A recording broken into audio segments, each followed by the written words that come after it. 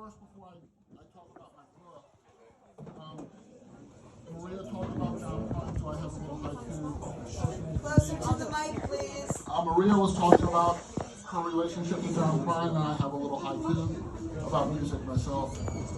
Happiness is going on a road trip with Sir Stevie Wonder. And this is my new book.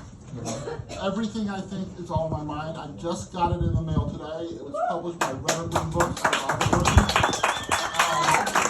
And so I will read a couple of pieces from that and then a couple other pieces. So bear with me. Your smile never ceases to exist as part of who you are. Remember way back when your smile was your calling card? When you smiled for more than happy, when you smiled when you were embarrassed, when you smiled through a lie, when you liked to smile, when you used your teeth for more than chewing. Remember when you were always on, then you wanted to dim the lights a little. Attention felt like unattainable high expectations. Then you reverted back to wallflower. You were on vacation when you were present and no one knew but you. Silence was a place of comfort. Then you crossed a threshold when people started ending sentences and conversations with you with question marks that would not have had question marks in writing. Then you stopped going barefoot around family due to the myriad broken eggshells they left on the ground because it became mandatory to walk on eggshells around you. You felt hobbled by the unwritten rule that everyone else was allowed to stand up for themselves. But you must sit in the corner like Dennis the Menace as punishment for breathing. But when you breathed, you existed. Sometimes the act of existence is a form of standing up for yourself, even if you are unaware. Unwritten rules are unwritten, and thusly incapable of being set in stone. The only things that are truly set in stone is that every human is composed of blood, skin, and bones, and every single person decides how to use their teeth. And this piece is called What's in the Rear View Belongs in the Past. Mic, please.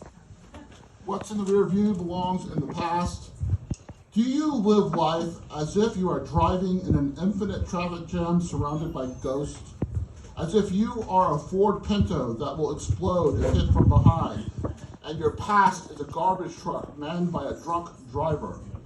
You look in the rear view. History is aggressively tailgating you, honking loudly. You switch lanes to let it pass, but it decides to hang to your left to flip you off. The odors of every lesson you've learned and every mistake you've made wafts their way into your psyche.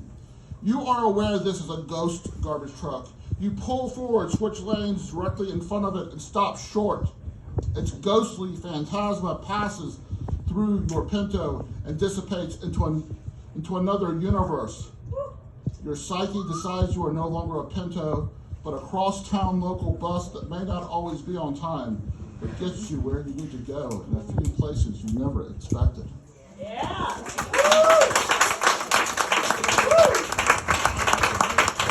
Some newer pieces. Why some people always smell like chicken wings.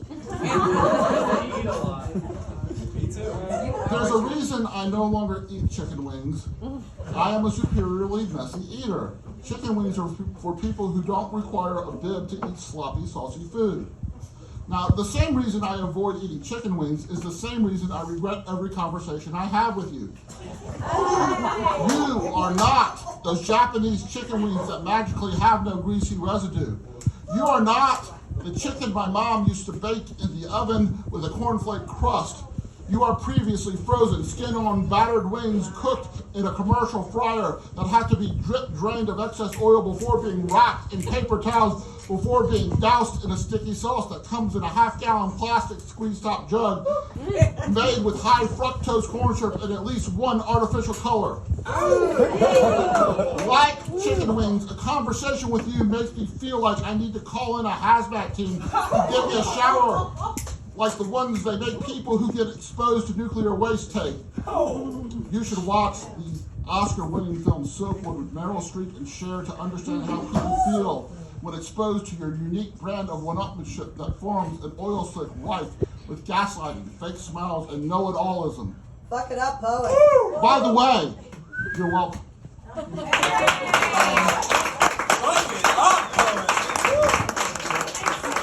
This is called Tag on It. Your incessant gossip is graffiti on the garage door of my existence. Where did you find the paint you used?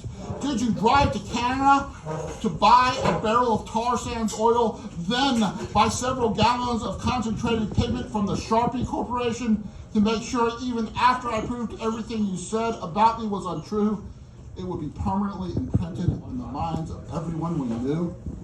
Score one for you. I hope none of your homemade paint has stained your soul.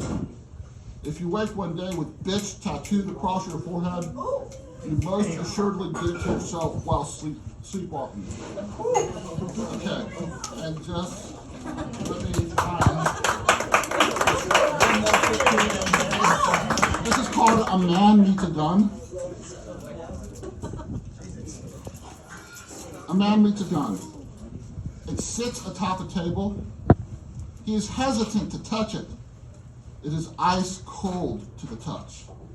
The single second he felt his palm hug the handle. The exact moment he allowed his trigger finger to finger the trigger, he felt the whites of his eyes lose their bloodshot. At the practice range, he aimed his new possession at a life-size human-shaped piece of cardstock paper with bullseyes printed on face and chest. He knew he held a new power. He knew he held the power to end a life. He also knew better.